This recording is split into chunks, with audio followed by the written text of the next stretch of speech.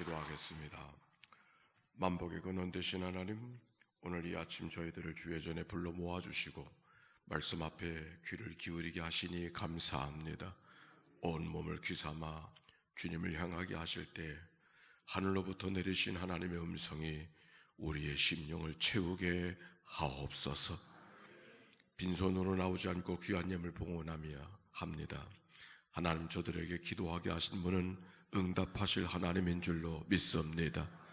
보물이 있는 곳에 마음이 있다고 하신 하나님, 마음과 뜻과 정성을 다해 나를 사랑해 주신 하나님의 은혜를 기억하고 온 마음을 모아 하나님 앞에 드려진 저들의 예물을 축복해 주옵소서. 심었으니 열매 맺게 하옵소서. 하나님, 저들의 마음을 주께 드려오니 주님 홀로 붙잡아 주옵시고 세미한 음성으로, 우레와 같은 음성으로 말씀하여 주옵소서. 넘어진 자리에서 일으킴을 얻게 해 주옵시고 모든 질고를 물러가게 하옵시고 가정마다 하나님의 구원의 역사가 임하게 하옵소서. 오늘도 종은 부족하나 저들을 사랑하시는 하나님, 저들을 향한 하나님의 말씀은 부족하지 않게 하옵소서. 들려줘야 될 말씀만 들려지게 하옵시고 시대를 향하여 하나님 앞에 쓰임받는 하나님의 사람들로 세워지는 시간 되게 하옵소서. 우리를 구원하신 예수님의 이름으로 기도하옵나이다. 아멘. 우중인데 뚫고 나오셔서 하나님 앞에, 말씀 앞에 서게 된 여러분 모두를 주님의 이름으로 축복합니다. 우리가 하나님의 음성을 듣는다고 하는 것은 생각해 보면은 하나님의 음성을 듣는다고 하는 것이 뭘까? 사실 부모님이 내게 무엇을 말씀하시는가 하는 것은 그가 무엇을 말씀하셔야만 듣는 게 아니죠. 그 부모님의 마음이 무엇인가를 알면, 마음이 무엇인가를 알면 이미 그분의 음성을 들을 수 있는 것이죠. 그래서 이런 말이 있습니다. 사랑하면 알 수 있다. 네, 사랑하면 알 수 있는 거죠. 알면 보이는 거고, 하나님께서 우리가 하나님을 사랑하는 마음, 그래서 그 하나님의 마음이 어떤 마음일까를 알면 그분이 내게 뭘 말씀하시는가를 알고 알아들을 수 있는 것이 우리의 삶인 것을 생각해 보면은 우리가 하나님의 음성 앞에 어떻게 서야 할까 하는 것을 생각할 수 있습니다. 그런데 우리가 하나님의 음성을 들을 때 꼭 기억해야 될 것은 마지막까지 분별해야 된다는 거예요. 가라지를 뽑아낼까요? 그랬더니 추수 때까지 가라지를 그대로 두어라. 우리들의 생활 속에는 하나님의 음성 앞에 하나님의 내 삶을 어떻게 이끌어 가시는가, 이게 하나님의 이끄심이야, 이게 하나님의 뜻이 분명해. 우리가 그렇게 확신한다 할지라도 우리가 어떤 마음이 있어야 되냐, 마지막까지 분별하는 마음. 추수 때까지 가라지가 같이 있잖아요. 근데 그것은 하나님이 나를 향한 음성과 하나님의 뜻이 달라지는 것이 아니라 내가 변해요. 내가 변해요. 내가 변하기 때문에 늘 분별하는 삶을 살아가야 된다. 제가 음성을 얘기할 때 세 가지를 얘기했어요. 첫째는 하나님께 물어야 말씀하신다. 아멘. 물어야 말씀하세요. 근데 하나님의 음성이라는 것은 내 귀에 들려지는 것만이 아니라 그분의 마음을 알면, 그분을 사랑하는 마음을 알게 있으면 그분이 내게 뭘 말씀하시는가를 알아들을 수 있는 것이 은혜인 줄로 믿습니다. 그리고 하나님의 음성을 들었다 할지라도 하나님의 뜻이 분명하다고 확증하고 있어서 살아간다 할지라도 늘 이것이 말씀이 그러한가를 되돌아보는 자기의 성찰, 그래서 늘 자기의 삶 속에 이것이 여전히 하나님의 뜻 앞에 내가 있는가를 돌아보는 그런 분별의 삶, 이것이 우리에게 늘 필요하다고 하는 것을 우리가 기억하고 영적 생활을 이루어 살아가는 그런 은혜가 모두에게 있게 되시기를 바랍니다. 자코메티라고 하는 사람이 있어요. 그 사람은 조각가입니다. 얼마 전에도 예술의 전당에서 작년인가 그 전시회를 했는데 그 사람은 그저 조각을 해내는 일반적인 사람이 아니라 철학적인 입장을 갖고 조각을 해내는 아주 특별한 사람이에요. 그분이 평생 그의 작품이라고 일컬어질 수 있는 작품 하나가 나왔는데, 그가 조각을 하는 뜻을, 조각을 하게 되어진 이유가 뭐냐면, 인간이 뭔가, 도대체 인간이 뭔가, 그 인간이 뭔가를 조각으로 표현을 하는데, 그 조각을 통해서 표현한 것이 무엇이냐면, 인간이라고 하는 것은 걸어가는 존재다. 걸어가는 존재. 그래서 그의 최고의 작품을, 걸어가는 인간을 아주 꺽다리같이 키가 크고 아무것도 붙어 있지 않은 아주 스키니한, 아주 스키니야, 이건 다른 말로 뭐 어떻게 표현해야 돼? 하여튼 그런 사람을 표현을 한 그 조각이 그분의 작품입니다.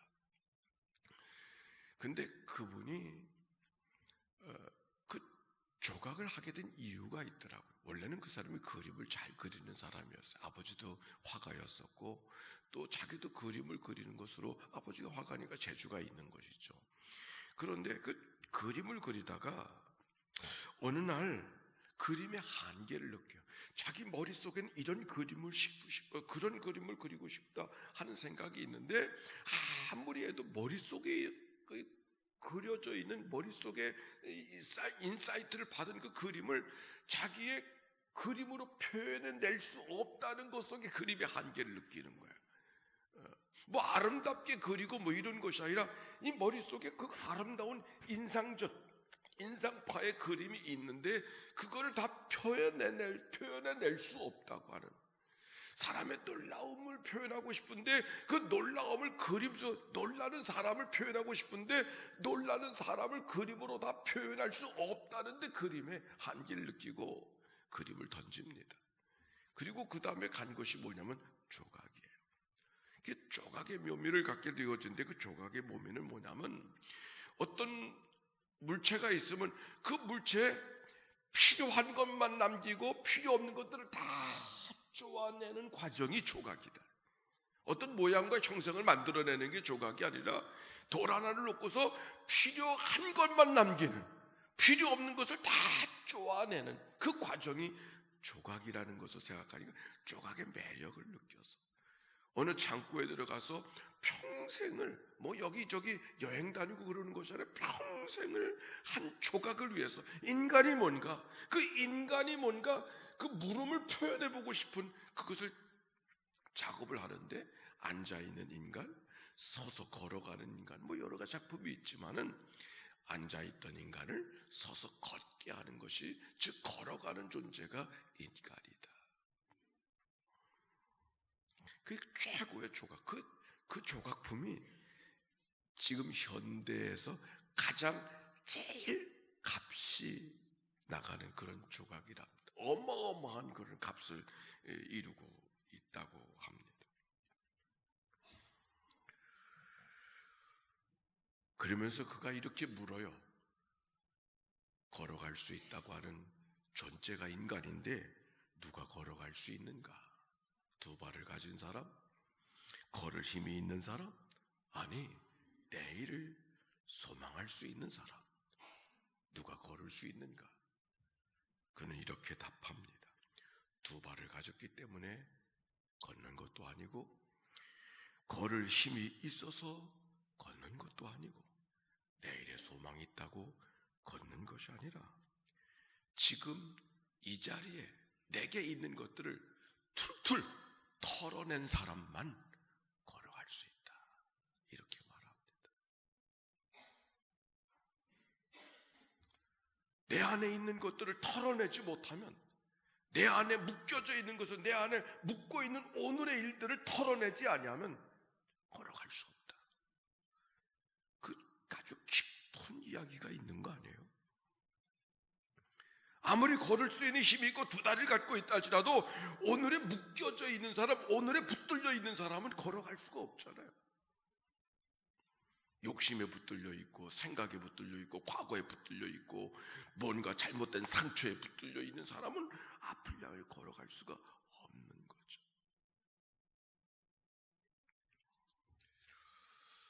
시험에 들게 하지 마옵시고, 시험이라고 하는 말을 페이라 스모스라고 하는 말, 시험이라고 하는 말 속에 헬라에는 두 가지 말이 있는데, 하나는 도끼마조라는 말고 또 하나는 페이라조라고 하는 말이 있습니다. 이 도끼마조라고 하는 말은 테스트로서의, 근데 페이라조라고 하는 말, 페이라스모스라고 하는 말로부터 이 페이라조는 찌른다라고 하는 그런 말인데, 그 말은 템테이션, 아브라함을 시험하는 경우에 쓰여진 말, 바로 이 템테이션.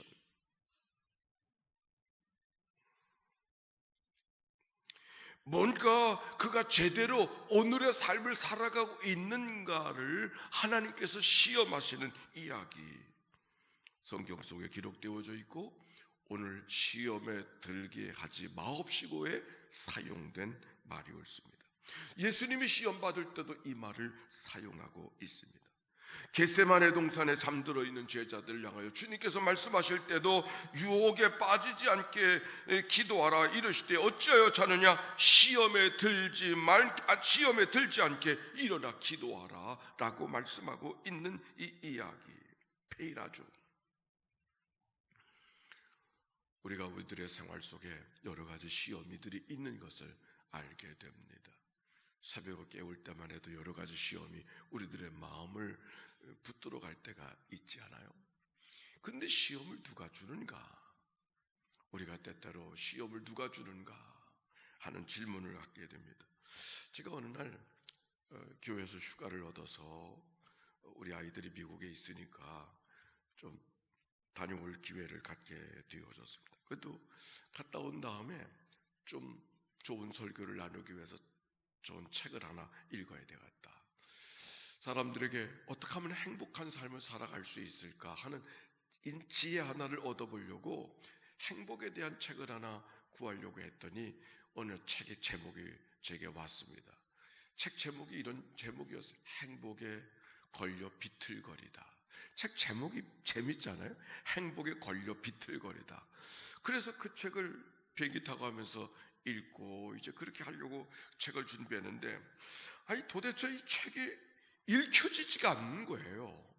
책이라는 것은 앞장 읽고 뒷장을 읽고 1장을 읽고 2장을 읽으면 뭔가 연결이 되어야 되는데 책의 진도가 안 나가는 거예요. 왜? 책을 읽어가면서 머릿속에 정리가 안 되기 때문에 그게 아마 읽혀지지 않는 것 같아요. 그래서 억지로 읽었어요. 그런데 책이 읽혀지지 않았던 이유가 있더라고요.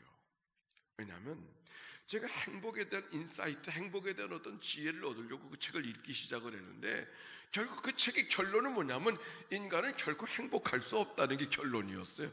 나는 어떻게 하면 행복할 수 있는가를 찾아서 책을 읽어나가려고 하는데 도대체 책이 읽혀지지가 않는 거예요. 그래서 야, 이게 도대체 왜 이렇게 책이 안 읽혀지는가 이렇게 생각했는데 나중에 알았어요. 왜냐하면 그 책의 결론은 인간은 결코 행복할 수 없다. 그게 책의 결론이니까 내 결론과 그 책의 결론이 다르니까 책이 읽혀지지 않는 것이죠. 얘기는 이런 겁니다. 저기 행복이 있다고 생각해서 그 행복을 찾아가려고 막 달려가서 거기까지 이르면 그게 행복일 줄 알았는데 거기 가니까 또 다른 산이 보이는 거예요. 그래서 저기까지 가면 행복하겠지 막 달려서 거기까지 갔는데 그러면 행복이 아니라 거기 가니까 또 다른 고지가 또 보이는 거예요. 그 인간의 마음, 즉 인간의 욕심이 그렇게 고지가 또 다른 고지, 또 다른 고지, 더 높은 고지, 이것이 평생을 가는 이 욕심의 문제를 누구도 해결할 수가 없어서 결국 그 욕심을 따라가다 보니까 결국 인간은 행복할 수 없는 존재가 된다고 하는 것이. 그 책 제목이 행복에 걸려 비틀거리다.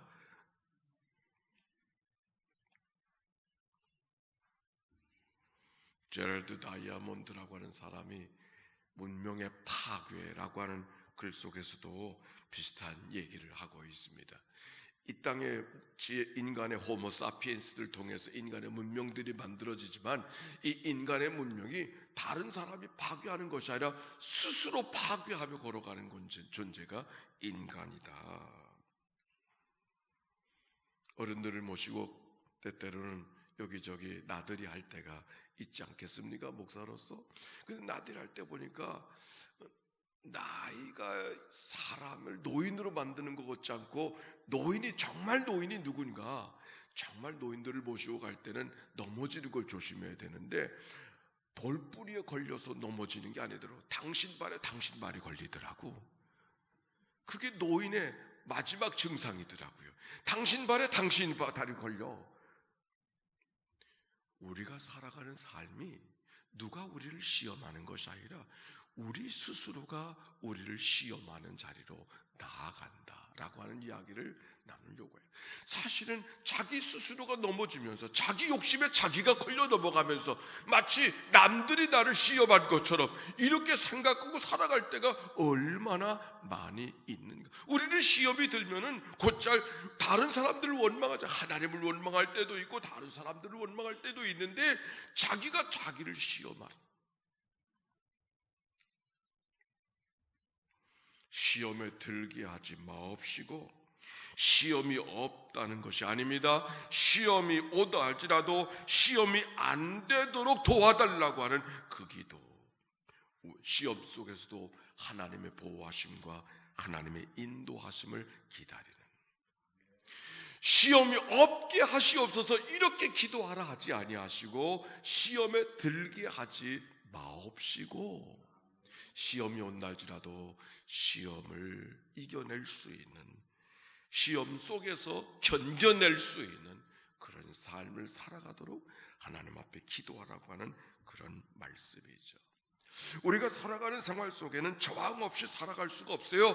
산다고 하는 것 자체가 이미 저항을 갖고 살아가고 있는 것이죠. 여러분, 여기 비행장이 바로 옆에 있는데 비행기가 뜨는 것은 어떤 힘인지 아세요? 비행기가 뜨는 것은 이게 보면은 비행기가 어느 때는 이쪽으로 뜨고 어느 때는 이쪽으로 뜨죠. 늘 한 방향으로 뜨는 게 아니에요. 그 왜 그렇죠?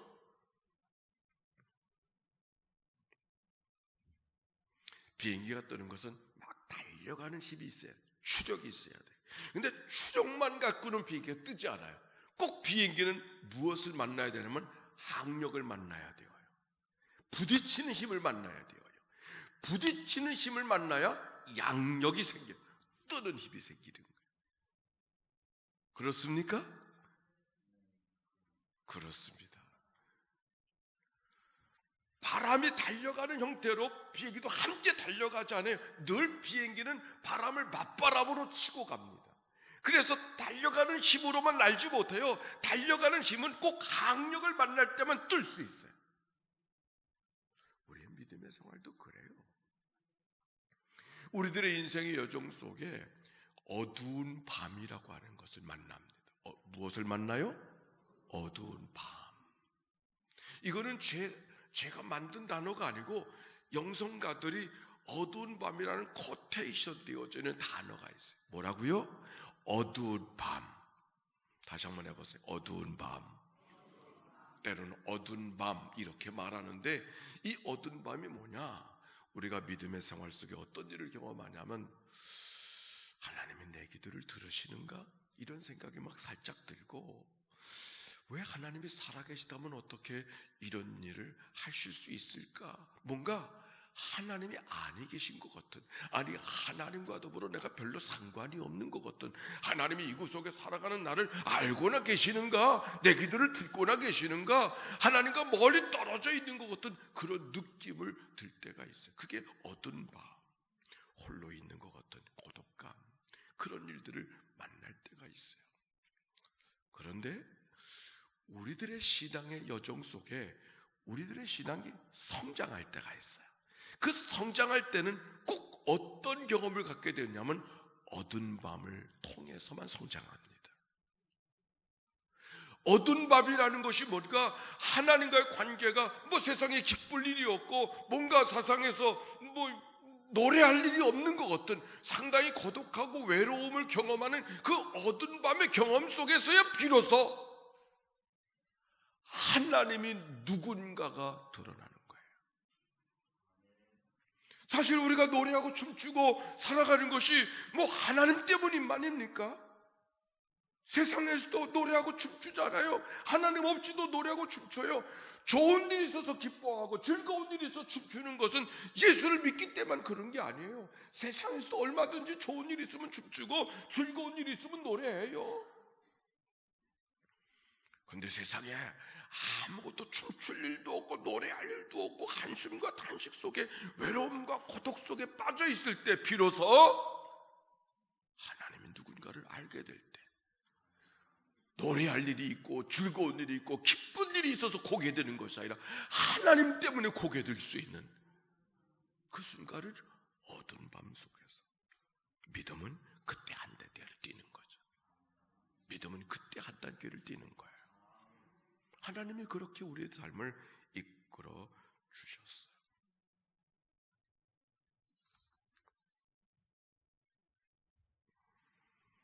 베드로전서 5장 8절에 보니까 근신하라 깨어라 더이 대적 마귀가 우는 사자와 같이 두루다니며 삼킬자를 찾나니. 욥기에서 보니까 마귀가 하나님의 허락을 받고 시험하는 이야기가 기록이 되어져 있지 않습니까? 어떻게 시험하는가? 우리들의 생활 속에 이 백스터라는 사람이 그런 말을 했어요. 기도하지 못하게 시험한다고. 기도하지 못하게 시험한다고. 죄인대로 살아가게 그렇게 기도 없는 성경 공부, 기도 없는 봉사, 기도 없는 종교의식, 기도 없는 신앙생활, 마귀는 그렇게 우리들을 끊임없이 유혹하고 그렇게 시험하고 있다고 하는 것. 기도할 마음을 잊어버렸다? 마귀가 우리 가운데 역사하는 거예요. 기도 없이 하나님의 일을 한다? 마귀가 우리의 마음속에 역사하는 거예요. 마귀가 특별히 언제 역사하는가? 시험이 언제 오는가? 여러분, 예수님의 시험 한번 생각해 보세요. 돌이 공생애를 시작하면 40일 동안 굶주리신 예수님을 마귀가 이렇게 찾아가서 말합니다. 뭐라고 시험했습니까? 돌이 떡이 되게 하라. 왜 예수님께서 왜 예수님의 그런 것이 시험이 되어졌을까?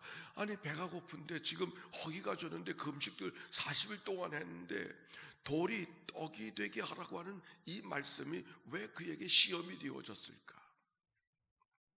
이유는 한 가지예요. 제가 질문해 볼까요? 허기가 져서 그런 건가? 시장기가 돌아서 그런 건가? 끼니 때가 되어져서 시험이 되었을까? 허기가 되어져서 가지고 끼니 때가 되어졌기 때문에 그것도 시험이 아니에요. 한 가지예요. 예수님은 돌을 등이 떡으로 만들 수 있었기 때문에 그게 시험이에요. 우리 같은 사람에게는 그건 시험이 아니에요. 만들 수 없으니까.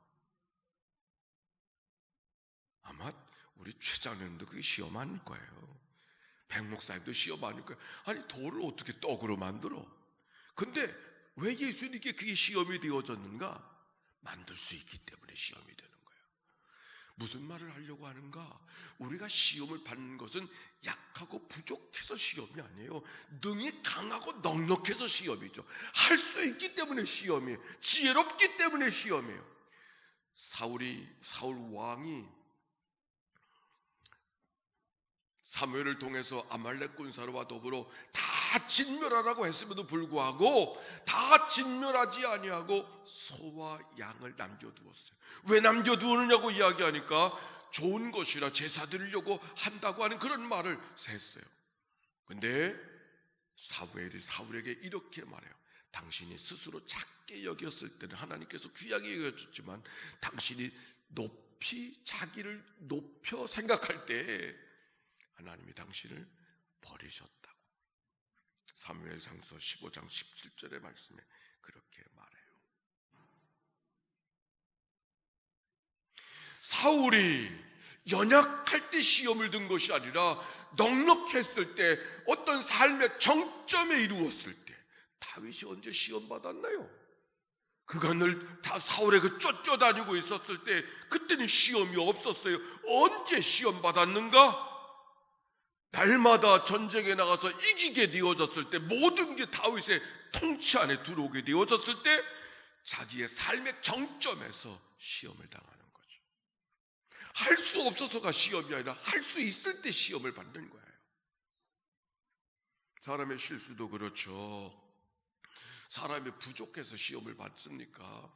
사람이 부족해서 실수를 합니까? 넉넉해서 실수합니까? 말 잘하는 사람은, 말 못하는 사람은 실수 없어요. 말 잘하는 사람이 말 때문에 실수하는 것이죠. 우리 시험에 들게 하지 마십시오. 누가 시험에 드는가? 부족한 사람이 아니에요. 연약한 사람이 아니에요. 뭔가 자신 있는 사람, 뭔가 넉넉한 사람, 뭔가 할 수 있다고 하는 사람, 뭔가 됐다고 하는 사람, 이제는 문제 없다고 생각하는 바로 그때 시험 받을 때가 되었음을 기억하고, 어찌 보면 하나님이 우리를 다스리시는, 마귀가, 사단이 하나님의 허락 속에 욥을 건드리는 것처럼 하나님의 다스림이 그 속에 있음을 기억하고 우리가 어떻게 시험을 이겨내야 될 것인가를 기억하고 살아가는 삶, 시험에 들게 하지 마옵시고. 광야 가운데 이스라엘 백성들을 이렇게 말합니다. 출애굽기 16장 3절에 모세와 아론을 원망하면서 이렇게 말해요. 우리가 애굽 땅에서 고기 까마귀 곁에 앉았던 때와 떡을 배불리 먹던 때에 여호와의 손에 죽었다면 좋았을 것을 너희가 이 광야로 우리를 인도하여 내어 이는 회중으로 죽여 죽게 하는도다, 이렇게 말해요. 하나님의 은혜가 없기 때문이 아니에요. 그들이 하나님의 은혜로 홍해를 거뒀고, 하나님의 은혜로 쓴 물을 단물로 만들었고, 하나님의 은혜로 엘림의 오아시스를 만났고, 하나님의 은혜가 있음에도 불구하고 그들이 원망하고 불평하고 있는 것은 무엇을 이야기하고 있는가? 은혜가 없어서가 아니라 은혜가 있어도 오히려 너무 넉넉한, 너무 큰 은혜 속에 살아가고 있음에도 불구하고 감사를 잃어버리고 살게 되어졌었을 때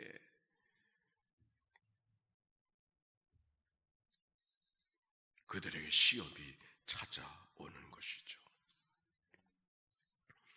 그래서 신명기 8장 2절은 이렇게 말하고 있습니다. 네 하나님 여호와께서 40년 동안 내게 광야의 길을 걷게 하신 것을 기억하라. 이는 너를 낮추시며 시험하사 네 마음이 어떤 마음인지, 명령을 지키는지 지키지 않는지 알려 하려 하심이라. 성경 한번 찾아볼까요? 시편 107편 6절과 7절. 시편 107편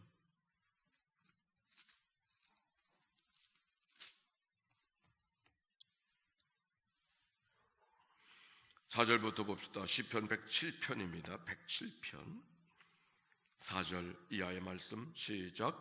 그들이 광야 사막길을 방황하며 거주할 성읍을 찾지 못하고 줄이고 목이 말라 그들의 영혼이 그들 안에서 피곤하였도다. 이에 그들이 근심 중에 여호와께 부르짖음에 그들의 고통에서 건지시고 또 바른 길로 인도하사 거주할 성읍에 이르게 하셨도다. 아멘.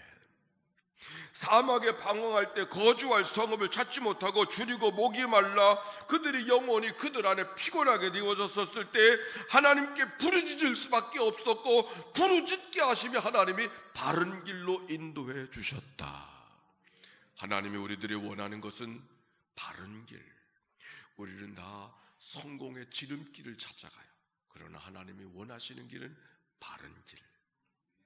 지름길을 찾기 원하는데 하나님이 우리가 원하시는 바른 길. 우리가 우리들의 신앙생활 속에서도 우리는 하나님 앞에 많은 것을 드리기를 원하지만 많이 취해서 많은 것을 드리기 원하지만 하나님은 많은 것을 원하지 않으세요. 바른 것. 아멘입니까? 바른 것. 우리가 11조 생활을 한다 할지라도 많은 11조가 아니고 바른 11조. 바른 11조가 뭔가? 이 11조의 정신은 뭐냐면 첫 것을 드린다라고 하는 의미예요. 첫 것을. 생활하고 나서 마지막 것을 모아서 주섬주섬 하나님 앞에 드려지는 11조는 같은 11조라도 하나님을 기쁘게 드리는 11조가 아닙니다. 첫 것을 드리는 11조. 우리가 사람끼리 음식을 나눌 때도 그렇잖아요. 우리가 좀 남사하게 내 음식을 덜어주고 싶을 때도 먹고 나서 이거 먹어. 그건 아니잖아요.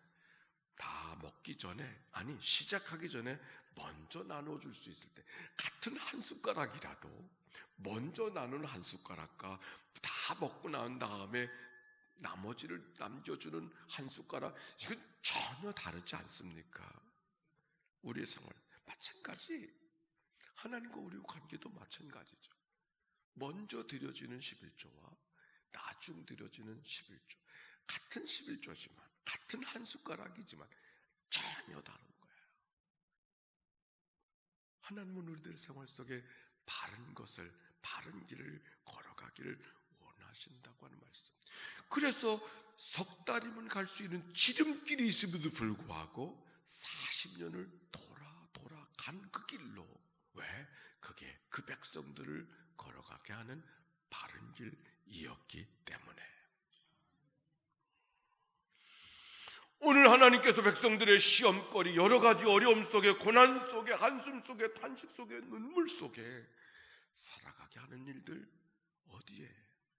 그 백성들을 바른 길로 인도하기를 원하셨던 하나님의 거룩한 뜻이 담겨 있다고 하는 사실을 우리가 기억해 볼 수 있다면, 우리가 살아가는 삶의 시험들을 어떻게 대해야 될 건가를 결정할 수 있는 것이죠.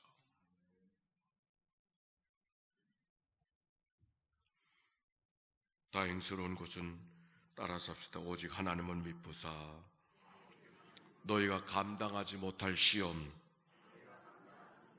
시험당함을 허락하지 아니하시는 분이 주님이신 줄로 믿습니다. 감당하지 못할 시험은 허락하지 않으신다. 제가 부천에서 부목사를 1982년부터 86년까지 이렇게 했어요. 제가 가장 그때 어려웠던 것은 예수 믿다가 고통 속에 있는 사람들, 예수 믿다가 질고 속에 있는 사람들, 예수 믿다가 어려움을 만난 사람들을, 제가 신방 담당 목사인데 신방 부목사가 저 혼자뿐이었었으니까 늘 교우님들을 만나는데, 즐거운 일이 있어서 함께 축하할 일이 있어서 함께 축하하는 일들은 참 좋은데, 시험 들고 어려워서 힘들어하는 사람들 가서 무슨 말씀을 전해줘야 되는지 참 도망가고 싶은 순간들이 너무 많은 거예요. 그 사람들을 만나는 것이 참 어려워요. 그때 부천제일교회가 제가 막 들어갔을 때 1200가정이었어요. 제가 나올 때쯤 1400, 500 정도의 가정이 되어져서 그 가정 신방하는데, 좋은 일이 있어서 찾아가는 신방은 너무나도 즐겁고 참 좋은데, 어려운 일이 있어서 목사를 오라 그래서 신방을 받는 가정 속에 도대체 가서 무슨 말을 해야 될런지를 참 알 수가 없었어요.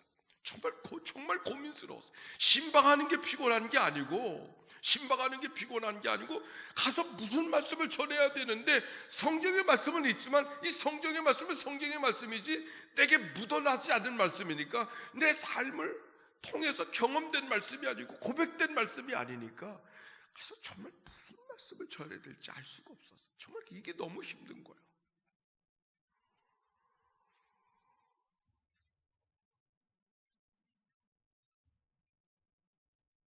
어느 날 새신자가 막 왔는데, 교회를 어떻게 나오시게 되느냐고, 그 동기가 어떻게 되냐고 물어봤더니 벌써 나오고 싶었는데 갑자기 종교를 바꾸면 집안에 일이 생긴다고 한 것이 나를 발목을 잡아서 그동안 나오고 싶었지만 못 나왔다고 그런 얘기를 하더라고요. 동기를 물어봤더니 하나님은 한 분이시니까 걱정하지 말라고 그러면서 기도하고 이렇게 헤어졌는데 한 달인가 한 두 달쯤 후에 그 집에서 신방을 오라는 거예요. 신방을 가야 된다는 거예요. 그래서 무슨 일인가 그랬더니 글쎄 이 겨울이었어서 겨울에 화장실에 들어가다가 넘어져서 팔이 부러졌다는 거예요. 아이고 이거 뭐 가서 내가 무슨 말로 그 집을 신방해야 될까? 가긴 가야 되죠. 가긴 가야 되는데 정말 그가 걱정했던 일이 벌어졌잖아요. 그러니 가서 무슨 말로 권면해야 될지 정말 궁한 마음을 갖고 그 집을 정말 조심스럽게 이제 가서 무슨 말 펀치를 내가 만나야 되나 그런 생각하고 별 생각을 다 하고 찾아갔어요. 그런데 웬걸 막 그 집에 찾아갔더니 그분이 밖에까지 나와서 기다리는 거예요. 저를. 이게 웬일인가 싶어서 지금 나서 뿔이 나가지고 있을 줄 알았더니 아니면 낙심해서 누워 있을 줄 알았더니 나를 문 밖에 나와서 기다리고 있는 거예요. 그래서 웬일인가 싶어가지고 어쨌든 들어갔어요. 근데 그가 이렇게 예배를 드리기도 전에 제가 이렇게 얘기해요. 목사님 너무너무 감사해요. 그게 무슨 말인가 그랬더니 어떻게 사고가 나느냐 그랬더니 옛날에 화장실은 이 타일과 있고 거기에 슬리퍼를 신고 들어가는데 나무로 이렇게 만들어 놓은 거 발 젖지 말라고 그런 나무 판대기가 하나 있지 않습니까? 옛날에 지금 다 그렇죠. 근데 화장실을 가려고 나무 판대기를 잡았다가 블랙 아이스가 생겨가지고 쫙 미끄러지는 바람에 뒤로 넘어져 버린 거예요. 그러다가 벽을 쳐가지고 팔이 부러진 거거든요. 그분이 하는 얘기가 목사님 내가 이마저마해서 뒤로 넘어졌는데 머리가 떨어졌으면 내가 죽을 뻔했는데 팔이 부러졌다고. 하나님의 은혜가 너무 감사하다고. 근데 팔이 부러져도 오른팔이 부러지지 않고 왼팔이 부러졌다고. 팔이 부러졌길 망정 다리가 부러졌으면 어떡할 뻔했느냐고 하면서 팔만 부러졌다고 이야기하고 너무 감사하다고 이러는 거예요. 내가 해줄 말 그가 이미 하나님이 그 마음속에 허락해 주셔서 은혜 받고 있더라고요. 사고 속에 은혜 받고 있더라고요. 제가 그때 읽었던 책 한 권이 있어요. 책의 이름이 필립 얀시라는 사람이 쓴 고통의 하나님이라고 하는 책이었어요. 고통의 하나님. 그 책의 내용 속에 이런 얘기가 있습니다. 자기가 어느 날 한센씨 나병 환자들만 있는 촌락을 가게 되어져서 어느 집에 들어가게 되어졌는데 그 사무실에 앉아있더니 밖에 있는 사람들 다른 방에 있는 어린아이들이 아주 깔깔깔대면서 그렇게 재미나게 놀고 있더라는 거예요. 그래서 나환자촌의 아이들은 왜 이렇게 재미나게 놀고 있는가 너무 신기해서 왜냐하면 나환자촌 격리되어지는 그들의 삶의 모습은 어두운 모습이고 뭔가 그렇지 않습니까? 근데 너무너무 재미나게 놀고 있어서 궁금해가지고 그들이 노는 아이들의 방에 문을 열어보는 순간 깜짝 놀랐다. 그게 무슨 말이냐면 놀랐더니 온 방을 붉은 칠을 하면서 재미나게 놀고 있는데 그 붉은 칠이 뭔가 봤더니 자기 손에서 나는 피를 가지고 그렇게 놀고 있더라는 거예요. 그때 필립 얀시가 고백한 나 환자들의 고통은 고통을 못 느끼는 게 고통이로구나. 그러면서 고통에 대한 생각을 다시 갖게 되었었어요. 나 환자들의 고통은 고통이 있어서 고통이 아니라 고통이 찾아와도 고통을 못 느끼는 게 그들의 고통이라. 그래서 자기 몸 피가 줄줄 흘러도 그 피를 가지고 고통을 못 느끼니까 마음대로 장난하면서 깔깔대고 웃고 있더라는 거예요. 그러고 보니 삶의 고통을 느낀다고 하는 것은 뭔가 살아있다고 하는 증거라고 하는 사실을 그가 깨닫게 되어졌어요.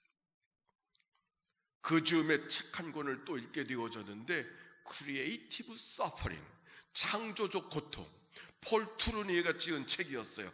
이 책 속에 어떤 글이 있느냐면 이 세상에 뛰어난 과학자, 뛰어난 정치가, 뛰어난 예술가, 뛰어난 인간에게 덕을 끼치는 그런 뛰어난 사람 200명을 리스트를 준비해서 이 사람이 어떻게 이렇게 탁월한 인생을 살아갈 수 있었을까를 연구를 해봤더니 그 200명의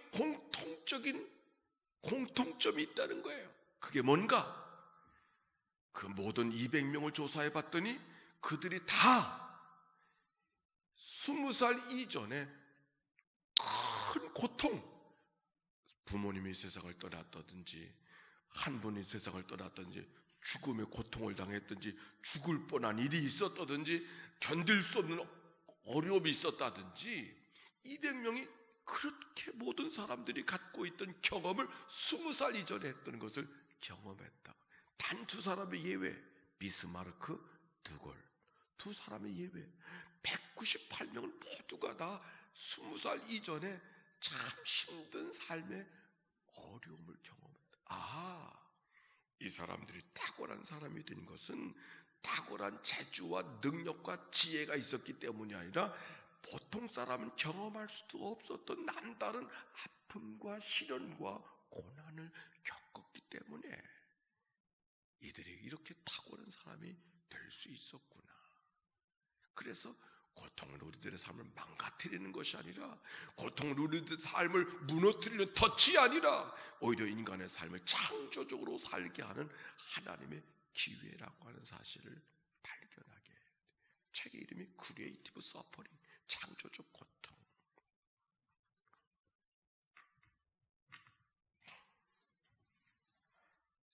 도종 안에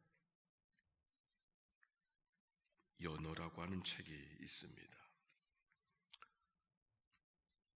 남대천에 살던, 남다천에서 뿌려진 연어 한 마리가 바닷가를 향하여 갑니다.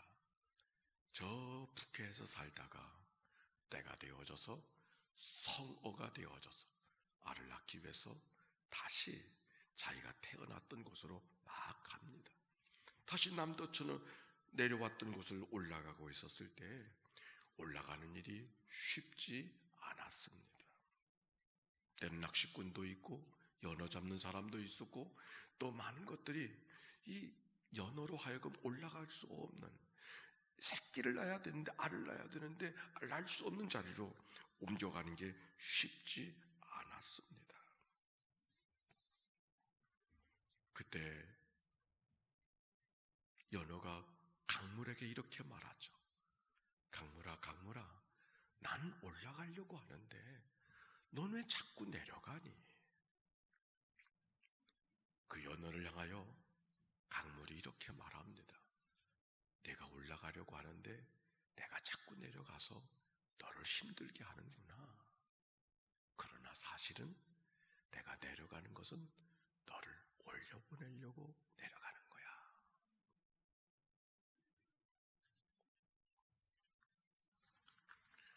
왜 나만의 시험이냐고 묻는 사람들이 있나요?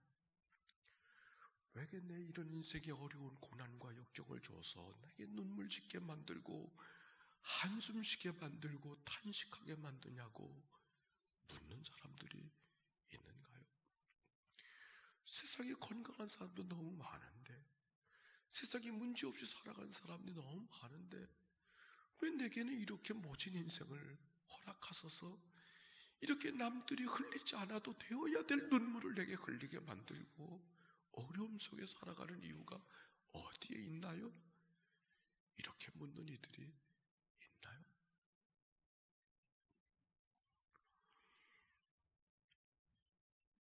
최완숙이라고 하는 한 집사님이 계셨습니다. 이 집사님은 남편은 YTN의 기자, 아주 대기자고, 그리고 이 집사님도 무역회사를 다니는데 아주 훌륭한 집사님이에요. 능력도 있고 영어도 잘하고 아주 능력이 있는 사람이에요. 근데 그에게는 한 가지 남들이 가지지 못한 아픔이 있어요. 그게 뭐냐면 발달이 안 된 아이가 그 집의 자녀예요. 부모는 똑똑하고 누구하고도 뒤지지 않는 인생이고 고개 들고 뽐내고 인생을 살아갈 수 있는데 아이 하나가 발달 장애가 되어져서 보통 아이가 아닌 거예요. 정상적으로 교육을 받을 수 없는. 엄마의 마음이 얼마나 힘들겠어요. 아마 자기는 자기 나름대로 자기보다 더 훌륭한 아이를 기대하고 아이를 하나님 앞에 선물로 달라고 기도했었을 텐데 그런 아이는커녕 평범한 아이도 아니고 부족한 아이가 자기 아이니까 그 아이를 놓고 하나님 앞에 늘 기도합니다. Why me?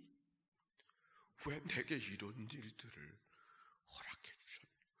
왜 내게 이런 인생을 만들어 주었느냐고. 세상에 기도할 제목이 없는 것처럼 보여지는 그의 삶이 늘 아이가 기도 제목이 되어져서 애를 쓰는 그 집사님.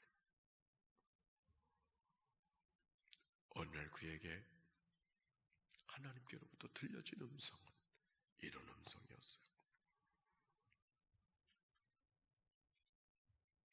그 아이가 유진인데 유진이 때문에 내가 너무 힘들어하는구나. 유진이가 그러하다는 것을 내가 잘 알고 있다. 그런데 사실은 남들보다 내가 유진이를 더 잘 키울 것 같아서 내가 너에게 맡긴 거야. 하나님의 그 음성이 그 집사님의 마음에 들려졌을 때 뭔가 볼멘 소리로 하나님 앞에 왜 내게냐고, 왜 내게 이런 어려움을 주었느냐고 묻던 그가 마음이 무너지기 시작했어요. 내가 남들보다 이 아이를 더 잘 맡아줄 것 같아서, 남들에게 맡기면 버려진 아이가 될 텐데 너는 이 아이를 잘 키울 수 있을 것 같아서 내가 너에게 맡긴 거야. 그 하나님의 음성이 들려지는 순간 아이에 대한 생각을 바꾸기로 했습니다. 왜 이런 아이를 내게 주셨냐고 묻던 그 아이 아니라 이 아이를 위해서 내가 할 수 있는 일이 뭡니까? 이렇게 물었어요. 그랬을 때 하나님이 그에게 어떤 기회를 주셨냐면 한국에서는 이 발달 장애를 가리키고 키울 만한 시설과 준비가 잘 안 되어져 있는 걸 알고 이 아이를 위해서는 외국에 나가서 아이를 키워야 되겠다 이런 생각을 갖게 되어졌는데 마침 YTN 대기자에게 미국에 가서 얼마 동안 주지원으로 살아갈 수 있는 그 기회를 주게, 거기에 선발이 돼서 자기 남편과 함께 미국을 할 수 있게 되어졌어요. 그래서 함께 건너가서 남편은 곧 돌아왔지만 1년 후에 2년 후가 돌아왔지만 그 엄마는 좀 더 머물러서 아이를 거기서 키우게 되어졌고 4년쯤 후에 다시 돌아왔어요. 봤더니 그 아이가 이제 영어도 하고, 그래서 그 미국에서 머물렀던 그것 때문에 한국의 대학에 입학하게 되어지고 대학에 입학해서 사회복지사 공부를 하게 되어지고 뿐만 아니라 그렇게 해서 그가 자연스럽게 성장하는, 오히려 발달 장애를 갖고 있는 사람을 도와줄 수 있는 그런 발달 장애인이 되어지는 포지션에 들어가게 된 것을 발견하게 되어져서 하나님의 은혜가 참 신비하구나.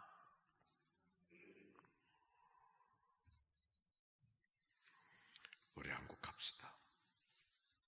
부서져야 하리, 더 부서져야 하리.